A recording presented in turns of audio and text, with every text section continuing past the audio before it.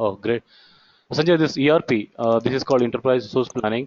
Have you heard about SAP, SAP product? Yes.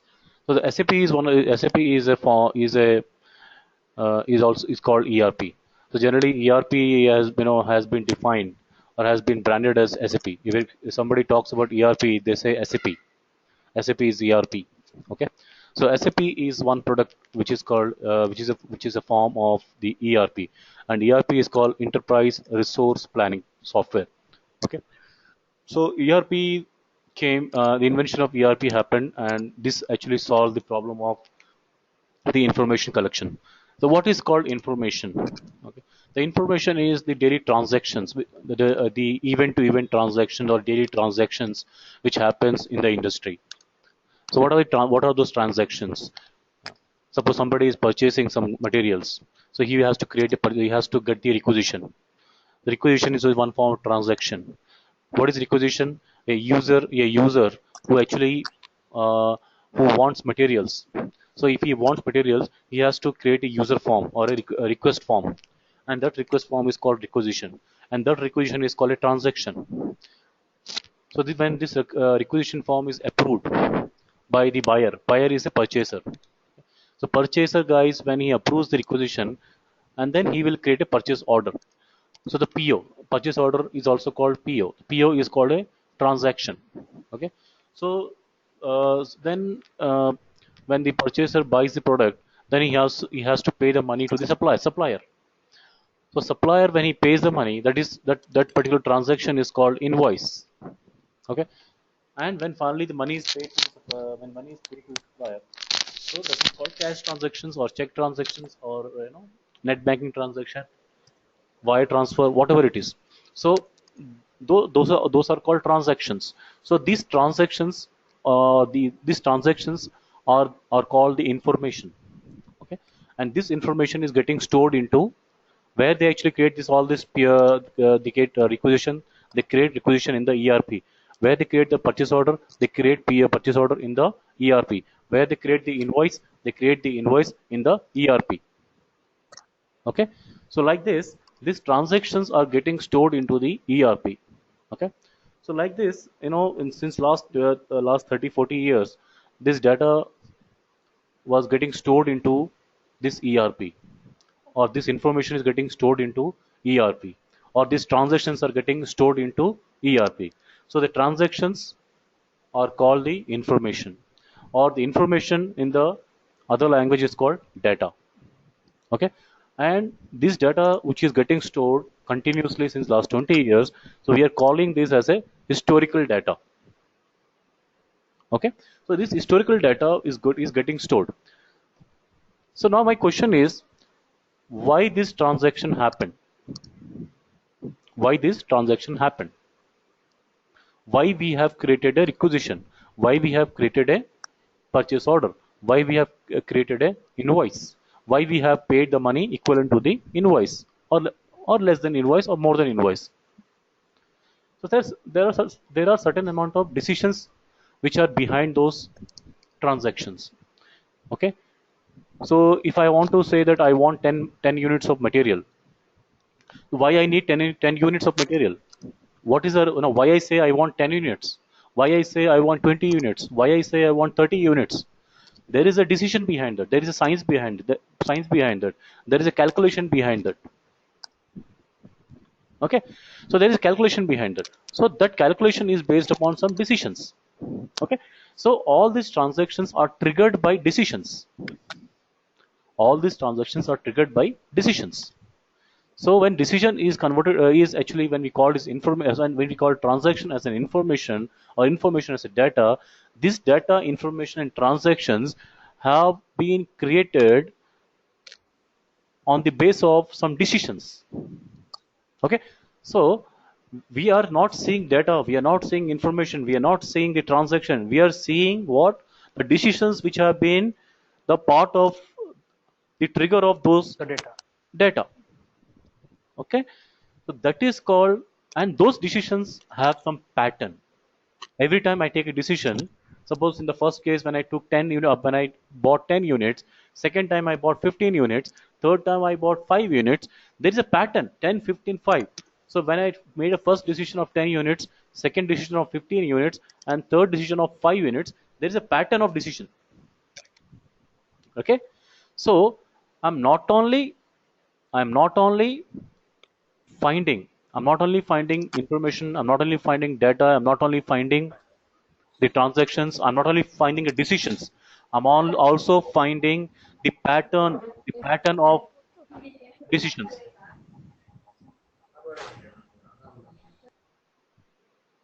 Okay, I'm trying to find the pattern of the decisions. Okay, so historical data, it is created by transactions, information, and decision, and those sorry, in transactions, information, and data, and those data has some kind of decisions, and those decision also has some kind of patterns. Okay, now what I have to do with this data, with these decisions and the patterns? What I have to do with this? Okay, now I have to understand historically, there when I had a when did I had a positive outcome, when did I had a negative outcome, when did I had a neutral outcome. So which particular pattern of decisions gave me a positive outcome, which particular pattern of decisions gave me a negative outcomes, which particular pattern of decisions gave me a neutral outcome.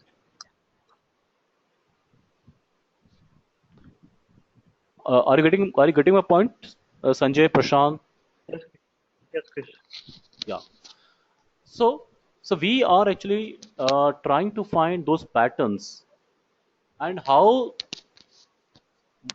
So every decision is not taken by one person or one unit or one function. Multiple functions are responsible for making decisions and also executing it. Okay, multiple functions are actually responsible for making those decisions or executing those decisions. So when the execution is happening, suppose if I talk about supply chain, or supply chain is start from the sales and marketing function.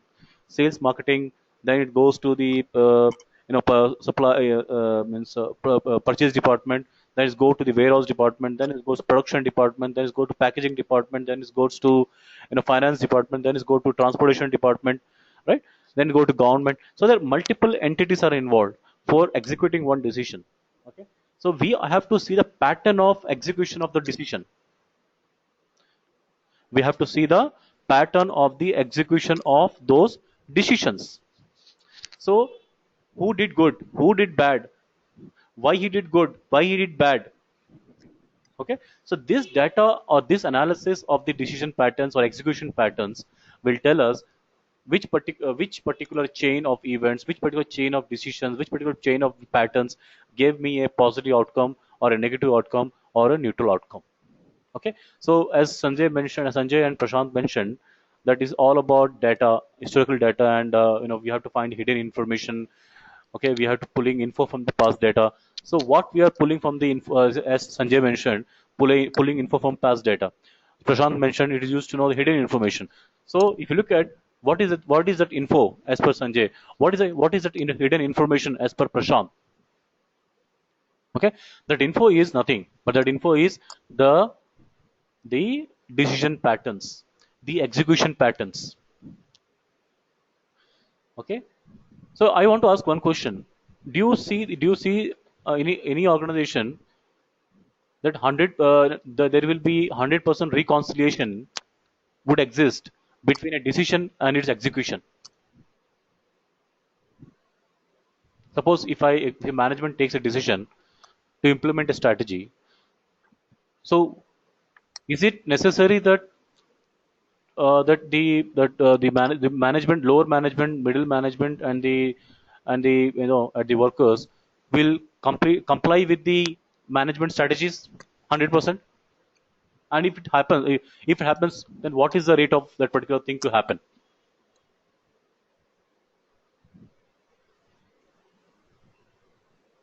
Sanjay, do you think every strategy which management implements, or which management wants to implement, is 100% implemented by the lower level? No, Krish, it is not possible in some cases. Yes, it's not possible in some cases, right? So It's not. Yes. yes, so that's why we have to, not only see the decision patterns, but we also have to see the execution pattern. Okay, so when we see the positive outcomes, or when we want to understand what was the impact of that particular strategy, whether it was a positive, neutral, or negative. So the strategy may be good, the strategy might be good, but the execution might have been poor, might have not been the 100% as per the planned strategy. Okay, so when you study the historical data, and when you want info, when you want hidden information, the hidden information what you have to see is what kind of decisions have been taken, what was the compliance of the execution of those particular decision patterns. Okay, then you will be able to gauge or understand that what was the positive, or why we had positive outcome, why we had a negative outcome, why we had no outcome, right? So this is the advent a stage where we know we had no system or no medium to capture data or to capture the information or to captions. That those era, all the information gathering was done on the papers. There was time when we used to have papers, we used to have typewriters, we used to have computers, but it was only used for printing purpose. Just type something and get the printout, but we didn't have the data warehouses. Okay. Excel formats. Yes. Now from that we came into a stage where we started having ERPs where data was or transactions was started getting captured in the from the front end to the back. So, Yeah. Yeah. Prashant. continue, Krish. Yeah. Then we are moving into an era, and this era is understanding the patterns, decision patterns, execution patterns of the information which has been captured into ERPs. Now we are into that era where we are applying statistics, we are applying analytics, we are applying machine learning, where we are applying artificial intelligence. Okay, so we all these are being only possible because we have a data which is being stored into ERP, and that data people thought is non-value add. People thought, or the management or the industry thought, it is non-value add. But there is a new domain which is coming into market, that is called predictive analytics or business analytics. Okay, so this domain is trying to utilize that hidden data or the non-value add data, which is giving them the a very good information. Okay. Yes. So any questions on this, Sanjay, Prashant?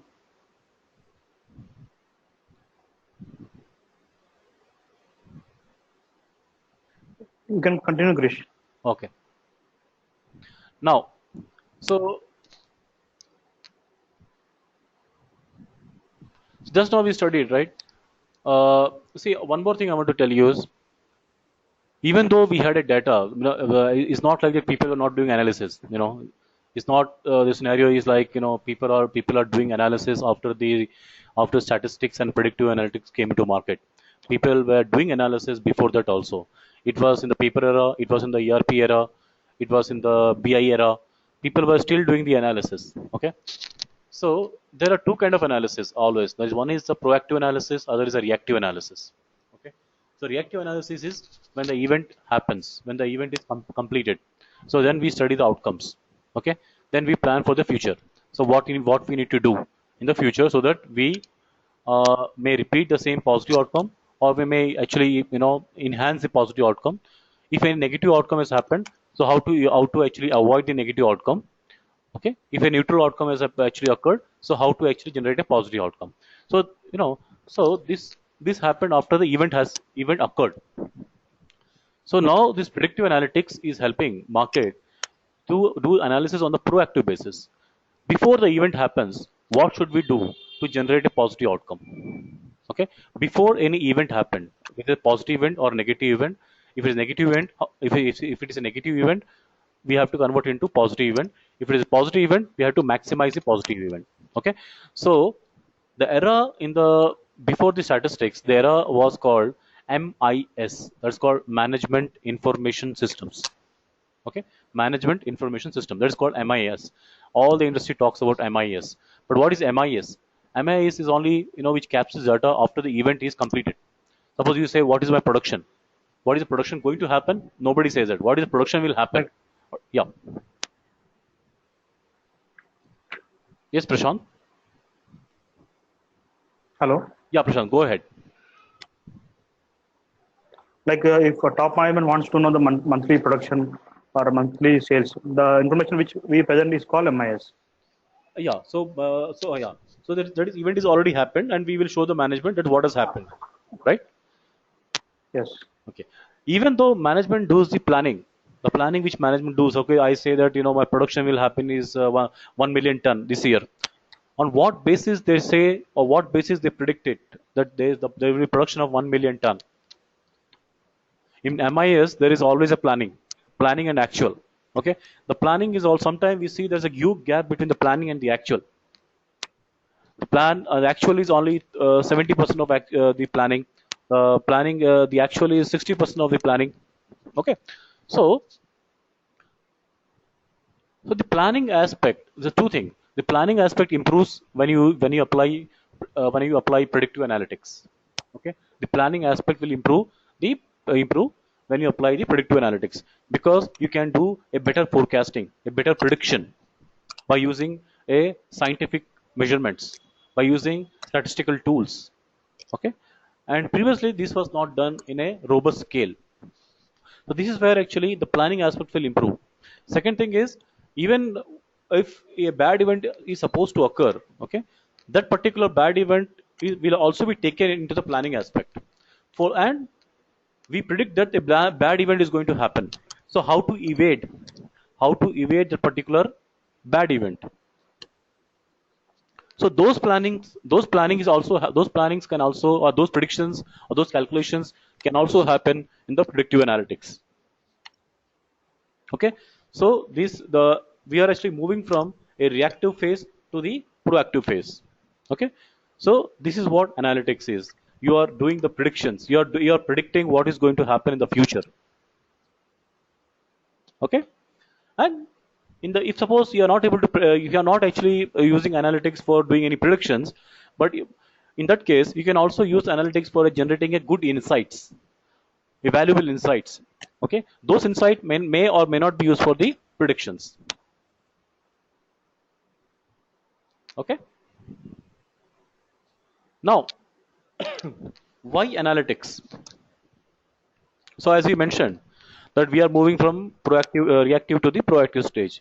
So we need to know what is going to happen in the future.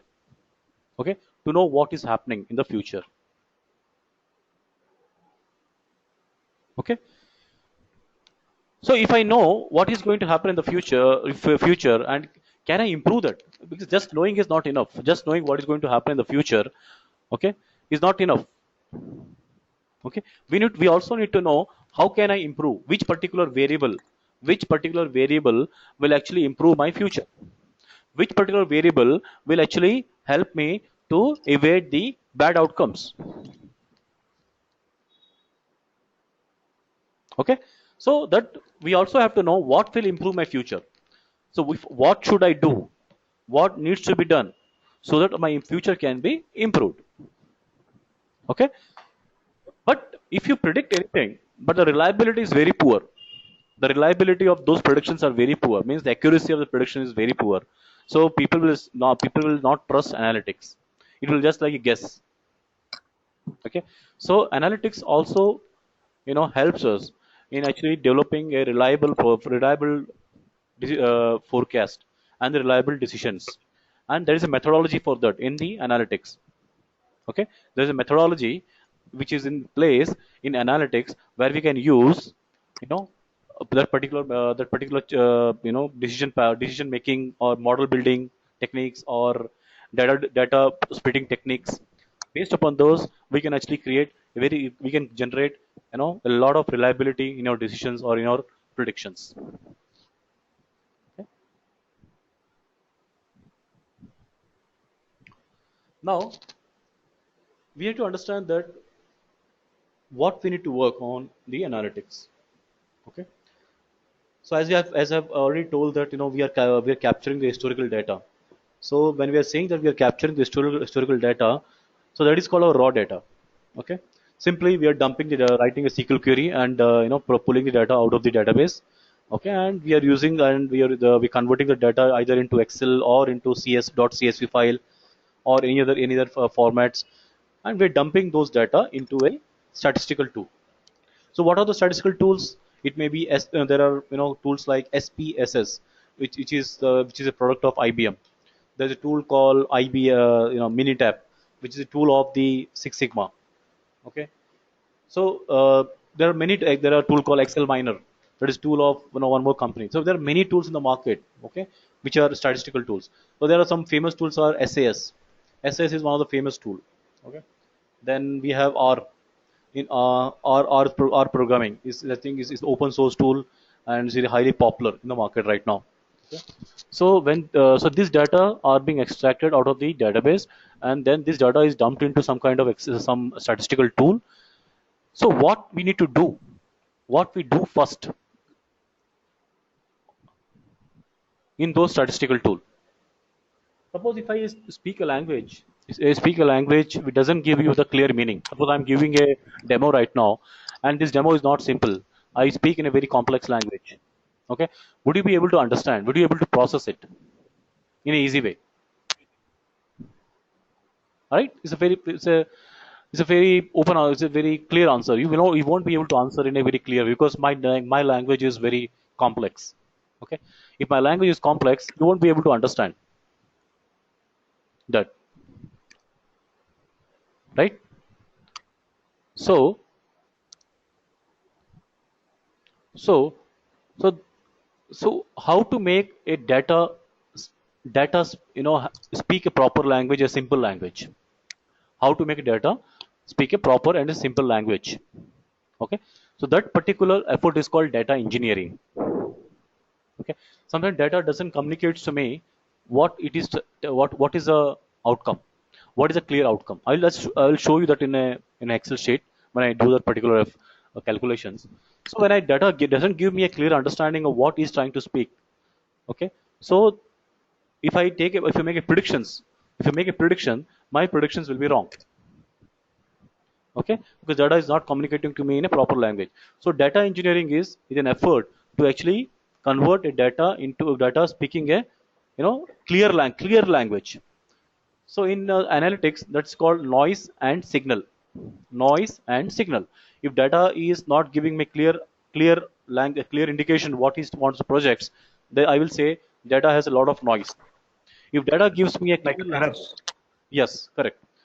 Okay, so if data gives me a clear understanding what is trying to speak, that is called signal. So if I have a lot of noise, I cannot understand what data is speaking to me. Okay, so converting a noiseful data into a signal indicative data is called data engineering. Okay, and if you make predictions on a data which has a lot of noise, then the decisions which you make out of that will have lot of errors. Okay, so one of the major, so if you are trying to process, if you're trying to process raw data into decisions, so what you need to do, the major job is you have to do is data engineering, and data engineering is eliminating the noise and maximizing the signals. Any questions here, Sanjay, Prashant?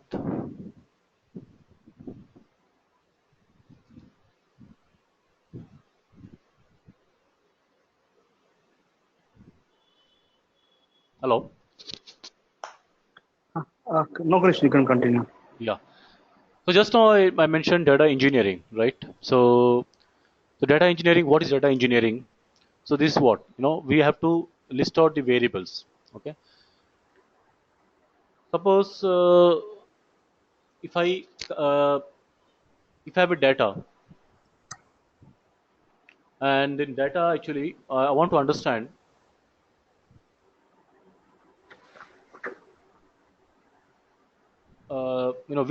which geography gives me the maximum sales, which geography gives me the maximum sales. Okay. So geography is called what means India or Australia or something like this. Okay, ILF. Now if I create one more variable, that is called region. Okay, I'll create one more variable called region, and the region is within India.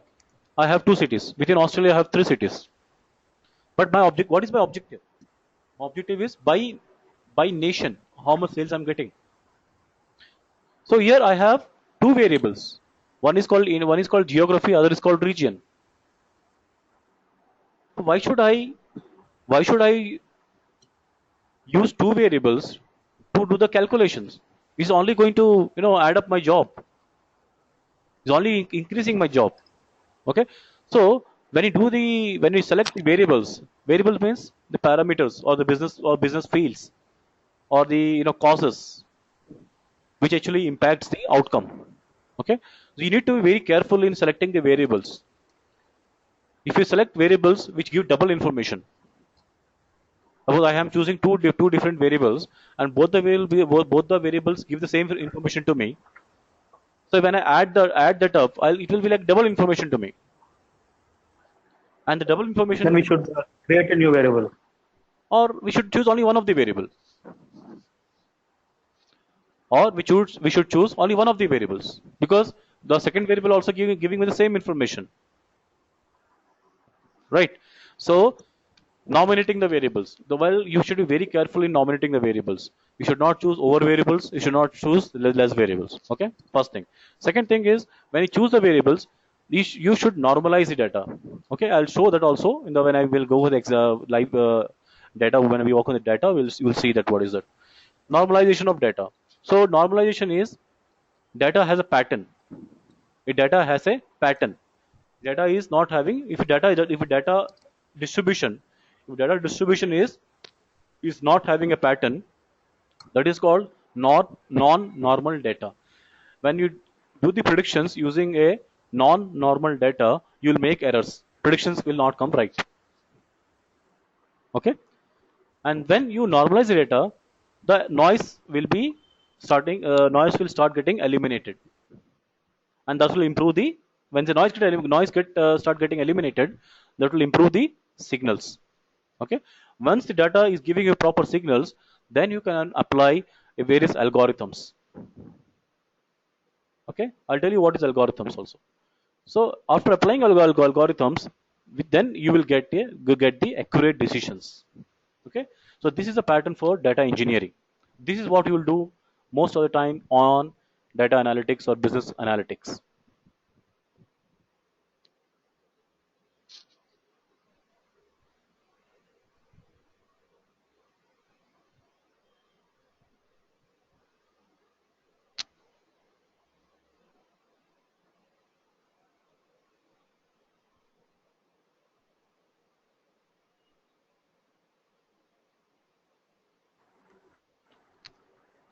Hello. Hello. Yeah. Okay. So how to eliminate the while eliminating the noise. Suppose you want to make your data speak a signal, give a signal. Okay. We have to maintain two things while we're doing this job of data engineering. One is called bias, other is called variance. Okay. So what is bias?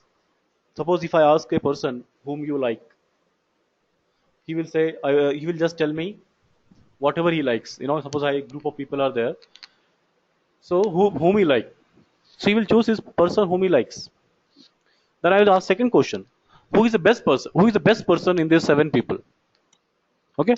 If the person still gives the same answer, that this is the person I like, means he's biased. He's not selecting the best person.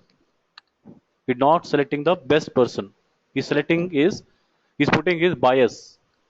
Okay. So when we're trying to solve a problems, we should not solve problems based upon our likings, based upon our interest. We should not provide solutions based upon our likings and based upon our interests. Okay. If you provide solutions because you like that particular solution, whether without evaluating it, that whether it could be a good solution or not. Okay, that is called bias. Okay, so similarly, data will also show the biasness. Okay, now I will ask second question. A person, if I want to say, if I want to know, if I ask you a question, what is the nature of the person? Suppose you are asked. I give you one person to speak to you, and I will ask you that judge the nature of the person. Okay. So one day the person is very happy. Second day is very furious. Third day is very very curious. Fourth day is studying. Fifth day he is traveling. Okay, when he is showing different moods on different days. Okay, it's very difficult to predict the person nature. It's very difficult to predict the person nature. Okay, that is called person has lot of variability in his behavior. When the person has a lot of variability in his behavior, then we cannot predict the nature of the person. Okay, similarly, so that's why when the data also has lot of variability, and the data has lot of variability. Okay, so it's very difficult to predict the outcome of the data, right? So when data is having too much of one-sidedness, if you predict it, you might have a chances of error because data is only one side. If data has too much of variability, data is going a lot of up and down. Okay, then also we cannot actually trust the data because whatever outcomes we get from the data, we cannot trust. So one person is too biased, so he is not actually thinking about another solution. So his solution might have a chances of error. Second is the data is we say too variable, so again we cannot predict it because we cannot trust it because he has a lot of variability. Okay, so this is the most important thing in actually in when you do data engineering, you have to create a balance between this. We don't want too much of biasness. We don't want too much of variability.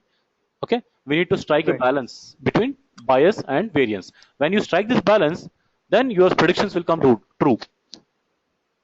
So whenever you have data accuracies, decision accuracies errors, you have decision errors. Okay, then you must check your bias and variance.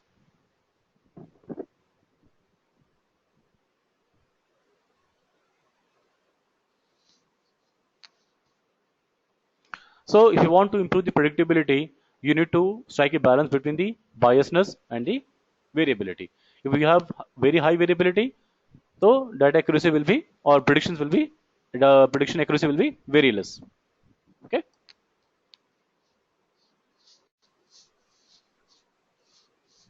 So what does an analytics professional do in daily on daily basis?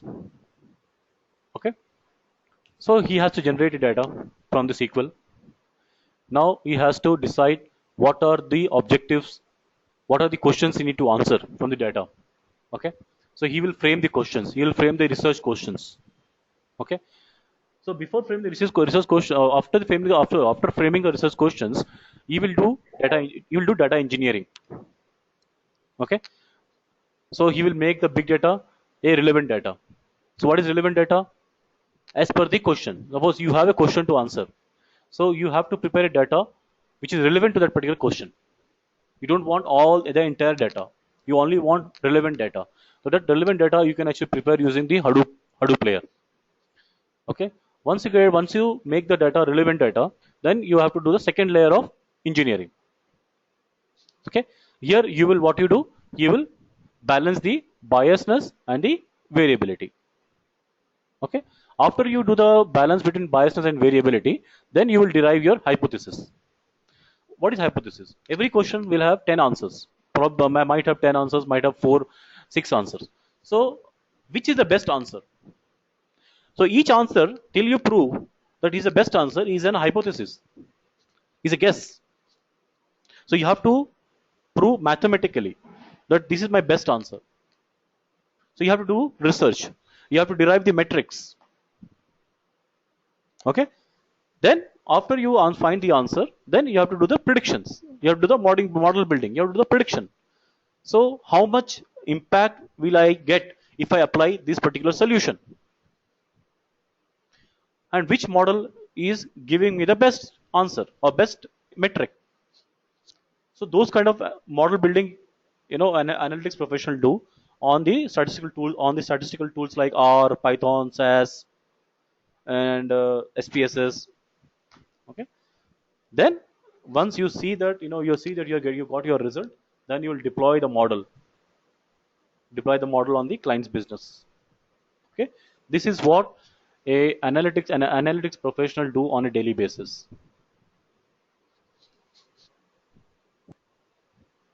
Any questions here?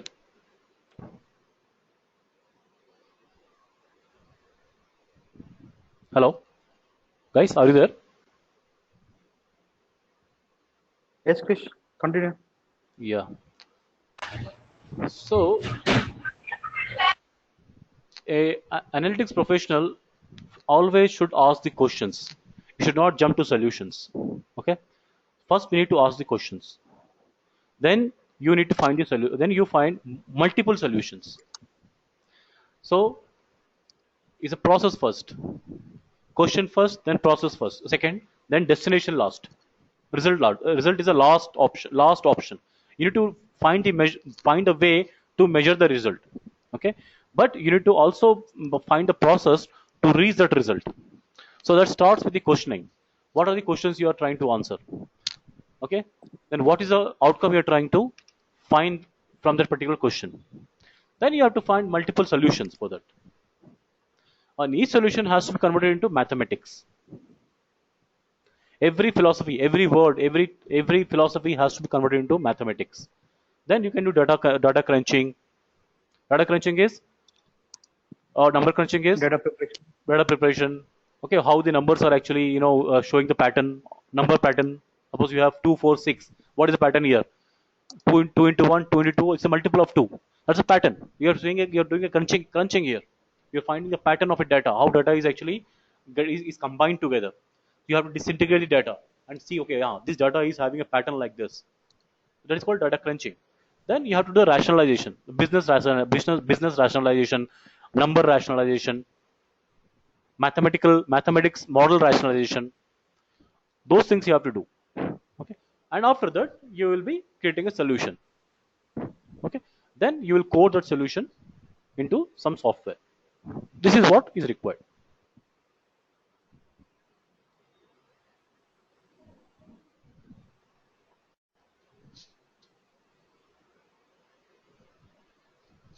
So I would also like to introduce you about salaries. The salaries are increasing day by day.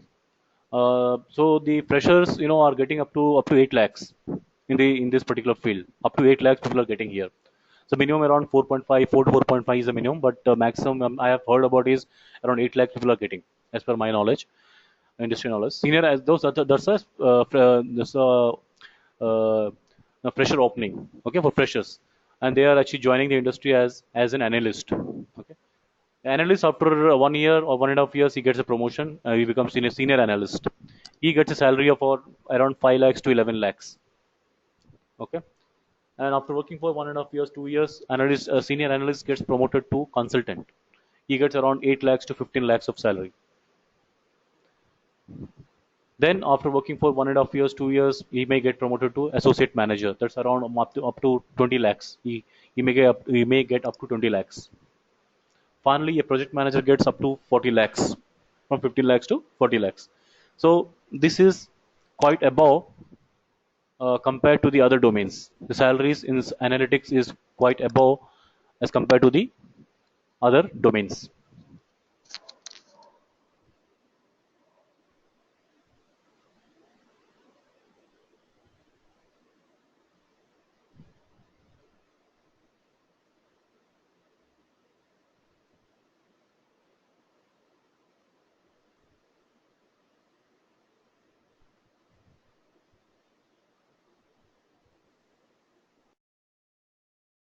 I'll also like to introduce you the tool which is called R tool.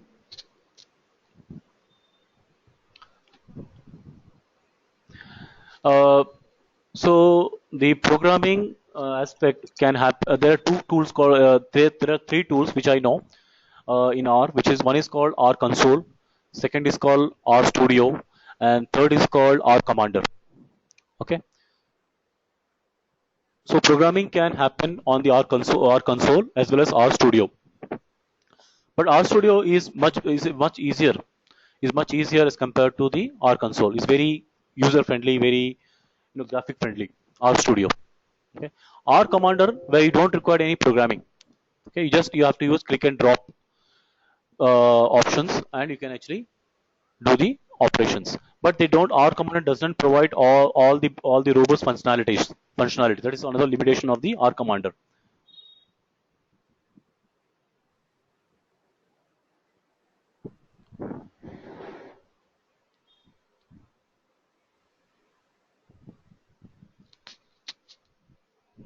So I will just do one, two, three operations in on statistics.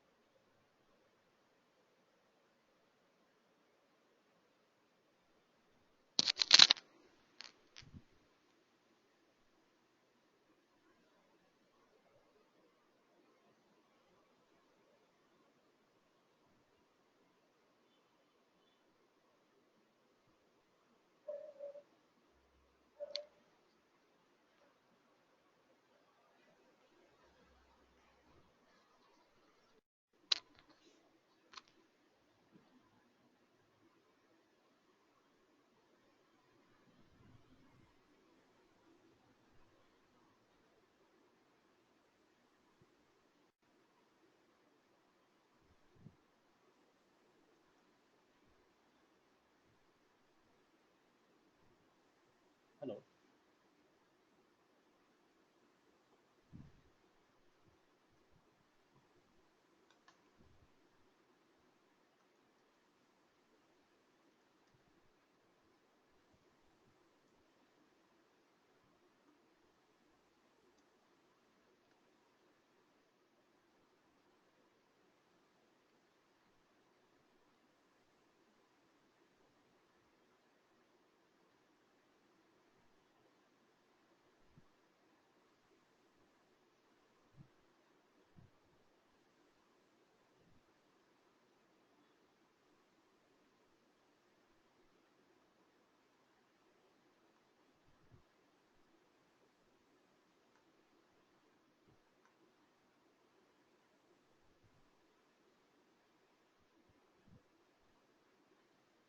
Now I have a sales of a product of 6 days,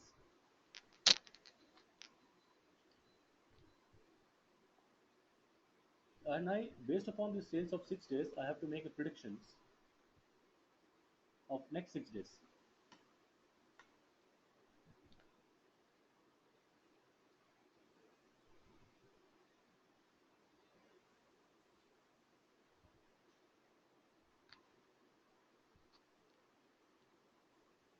So general method in the industry is they do average. Okay, average of the first 6 days. That comes around 27.33. So what I am saying that as per the industry, which was happening before, they just will say they'll say that the average sales will be around 27.33 each day. Okay, this is what actually the people or the decision maker will do.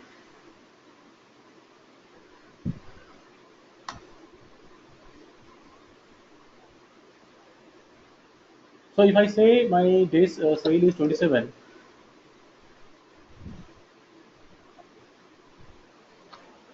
and if I get an order of 100, I get an order of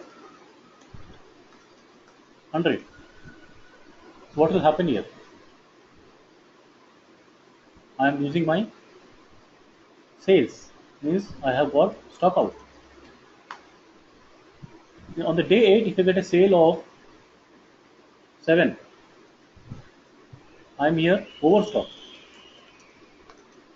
So even though I am overstock on day 8, but I cannot attain the customers of day 7 who came to my shop but no more available to buy this, right? So like this, we have scenarios everywhere, but the chances that we will be having that sale closer to 27 is very very less, because it may happen, it may not happen. The average is not the right metric. Okay, so I'll tell you one simple method. This There are more robust methods are also there. I asked to calculate the standard deviation.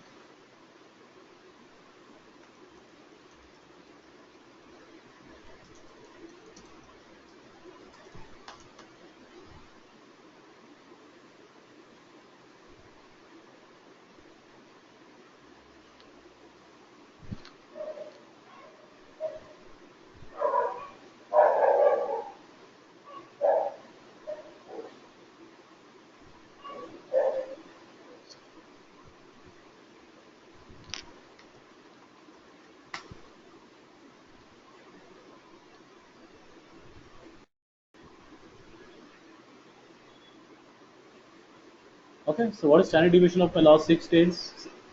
6 days is 35.8751. Okay, what is my average? Is 27.33. So I'm saying that if my sale is 27, if I say average is 27.33 and my standard deviation is 35.87, so my sale can vary 35 units from average on the lower side or on the higher side, but it will not be equal to 27.33 because the variation is 35 point. The historical variation is 35.8751. The historical variation is 35.87. So that variation is called is on the above the average or below the average. Okay. So if I'm saying 27.33, so my historical variation is 35.87. So the historical variation can be above 27.33 or below 27.33, or above the average or below the average. So the variation is, or standard deviation is a measure of the variability.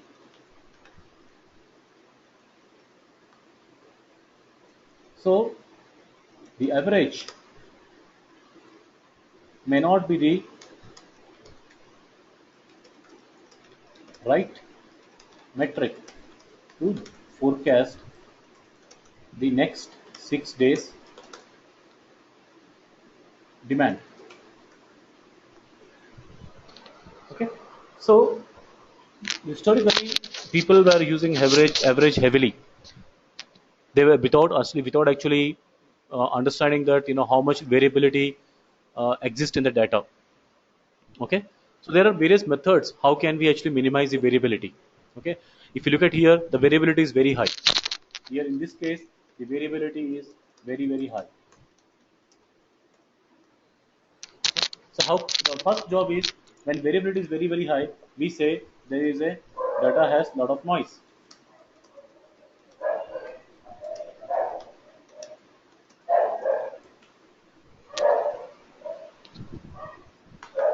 So our effort in data engineering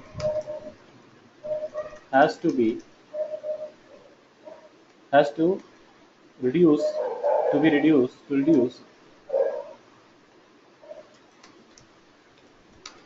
the variability. Okay,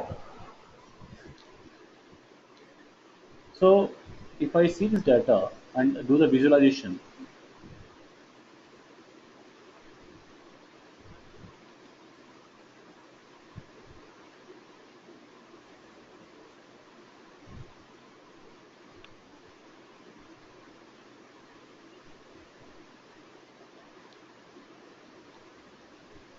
look at here, my data has very close is in a cluster from day 1 to day 5. There's only one day. Day 5. Again, it varies. Again, the day 6 has the sales has got High variance. shooted up, right? So this So first question is whether this day six pattern, the sale which has happened, it happen regularly. Will it happen regularly, or this is only this is actually, a once in a lifetime scenario, right? So if I say this is a once in a lifetime scenario,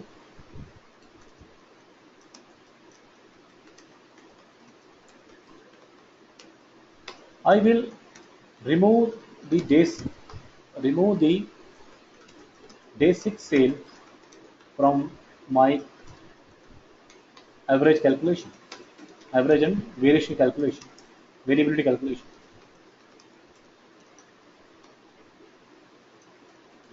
So let's see what is the next new average with by removing the day six sales. Average of first five days. So this should be here.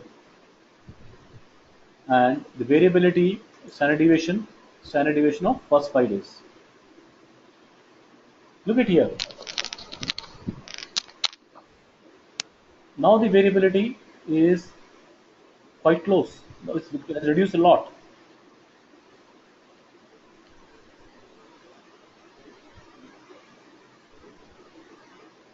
Right? So there is one more metric called coefficient of variation. So it is called standard deviation divided by average.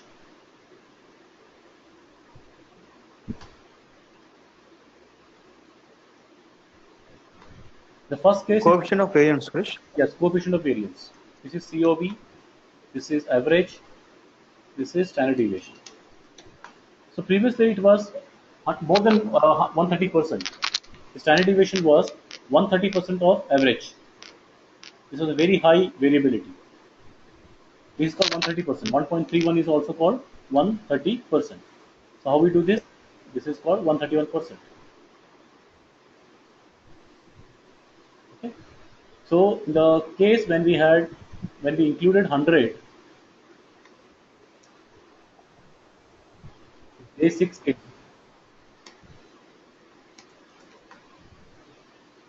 the variability was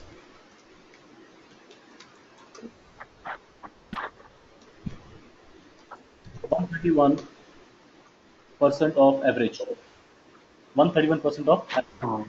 Without day 6 sale, is 39% of the variability is only 30% of the average. Right?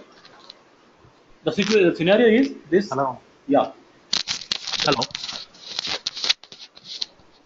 Yes, Prashant, I can hear you. Continue, Krish. Yeah. So day six sale, when we decided that day six sale is a rare event, which will not happen regularly. So we decided to remove the day six sale. So for day six sale is called an outlier because we think that this event, this extreme event will not, or extreme sale event will not happen on a regular basis. So any extreme event or any extreme outcome which doesn't happen on a regular basis is called outlier, right? So this is one of the tactics actually in actually minimizing the noise of the data. Okay, so like this we can actually improve the predictions of the sales.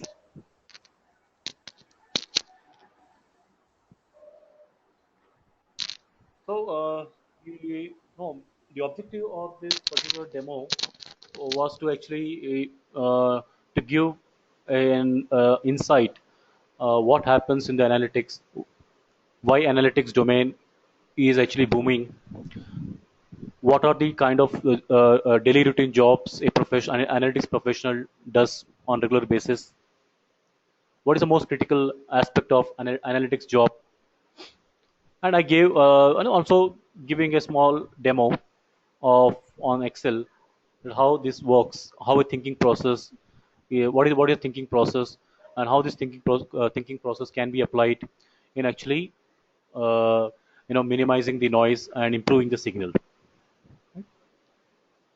So I would like to ask any questions if you have, so that I can have give some more insight on this.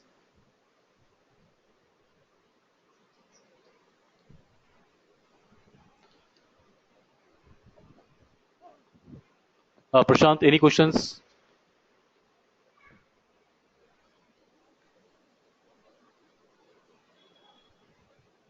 Hello. Yeah, Prashant, any questions? Hello. Yeah. Yeah. How to choose the right variable, Chris? See, this is a multiple step process. You have to understand you have to understand the cause and effect pattern.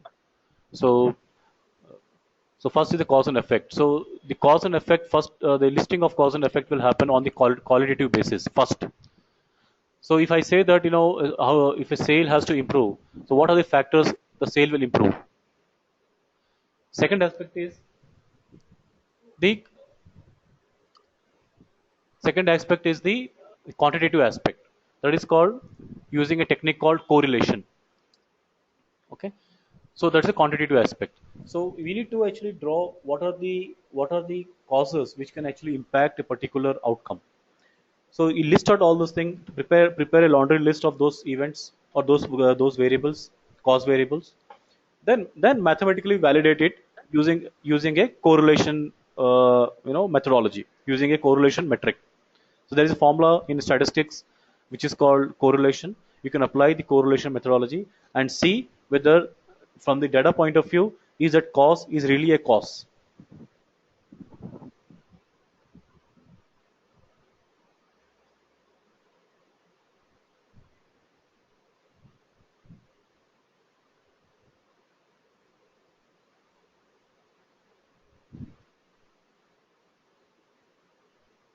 Then third option is you can also find the interaction effect.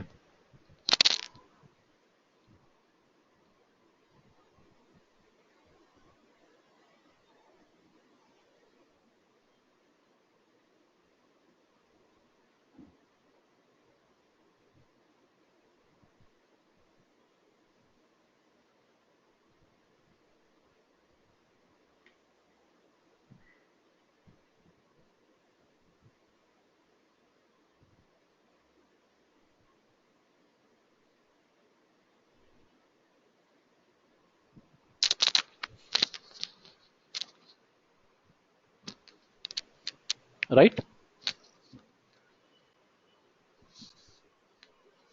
Then third aspect is you have to find the interaction effects. So there are multiple causes will be there. So you need to understand, are they jointly giving an impact on the outcome, right? So that is called interaction effect. So one is cause which is impacting individual independently. There are some causes which will impact in a combined way on the outcome. So those causes are which gives a combined effect are called giving a interaction effect.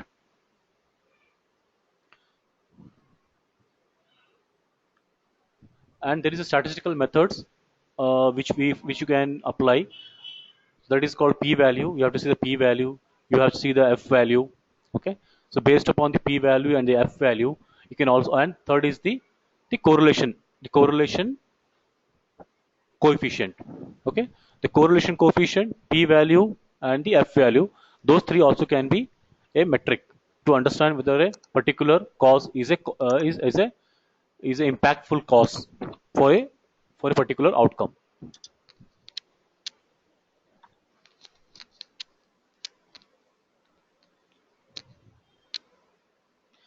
Is it answered, Prashant? Yes, Chris. Yeah. So p value is very important factor. F value is very important factor, and also you also can also understand from the correlation factor also, correlation coefficient also. If the correlation coefficient is very high, means it is actually a big is a big co- big is a big is showing a bigger impact on the outcome. If the correlation factor is a is a very is a low value, it is showing a lower impact on the outcome. You can also understand by the p value and the f values, how important that is,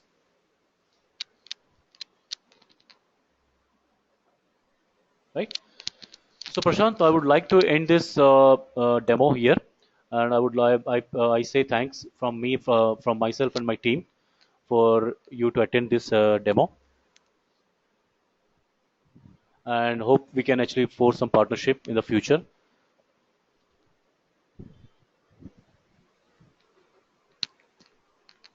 So would you like to give any feedback on this demo?